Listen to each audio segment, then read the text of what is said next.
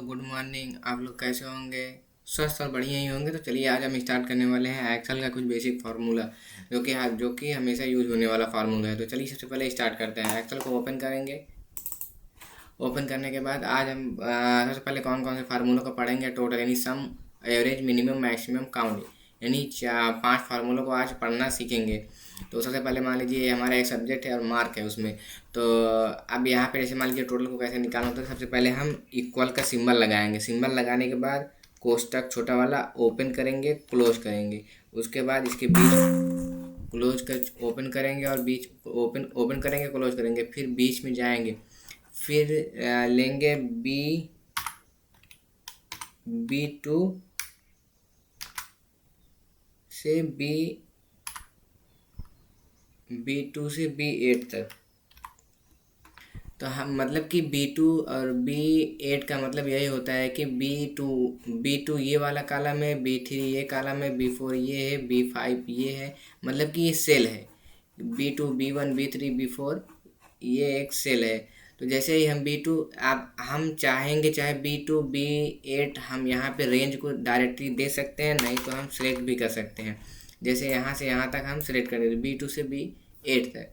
तो अब हम सेलेक्ट कर लेंगे। तो इसमें क्या होगा कि हम जितने भी संख्या है, जितने भी नंबर है, सारे नंबरों को जोड़ देगा। ये क्या हो गया, एक मिनट। ये देखिए हम सबसे पहले यहाँ पे इक्वल का सिंबल लगाएंगे, सम लिखेंगे। लिखने के बाद कॉलम को ओपन करेंगे, कॉलम को यहाँ पे। फिर उसके बाद रेंज को जो है सिलेक्ट करेंगे। सिलेक्ट करने के बाद आप इंटर कर देंगे। देख रहे हैं टोटल नंबर निकल के आ जाएगा। तो सम फार्मूला को यूज करना है। तो यहाँ से हम जो सम लिखे हैं, टोटल लिखे हैं, ये यहाँ पे टोटल लिखे रहते हैं। फिर यहाँ पे सम फार्मूला लिख दे रहे हैं। मतलब टोटल निकालना। टोटल किससे निकालना? सम फार्मूला से। तो अब एवरेज निकालना। जैसे कि मान लीजिए एवरेज यहाँ से यहाँ तक की संख्या को एवरेज निकालना। जैसे हमें एवरेज को निकालना होगा तो इक्वल का सिंबल लगाएंगे, यहाँ पे लिखेंगे एवरेज। एवरेज लिखने के बाद कोष्टक को ओपन करेंगे, क्लोज करेंगे। और उसके बाद क्लोज करने के बाद इसमें बीच में जाएंगे। जाने के बाद हम चाहे तो रेंज को सेलेक्ट कर लेंगे, चाहे तो हम रेंज को लिख लेंगे। तो हमें B2 से B8 तक की रेंज को चाहिए। अब यहाँ से यहाँ तक की जितनी भी संख्या है सबका हमें एवरेज निकालना है। हम जैसे ही इंटर करेंगे एवरेज निकल जाएगा। तो ये हम इंक्रीज कर देंगे नंबर को, डिक्रीज। इसका जितने भी मार्क्स है, मार्क्स का सारा एवरेज निकल गया था। अब मिनिमम। अब यहाँ पे मिनिमम फार्मूला को लगाएंगे। जैसे इक्वल लिखेंगे, इक्वल लिखने के बाद मतलब कि इसमें मिनिमम निकालना सीखेंगे। तो मिनिमम EMIN मिनिमम, मिनिमम में ये लगाएंगे। फिर उसके बाद ओपन करेंगे, फिर क्लोज करेंगे।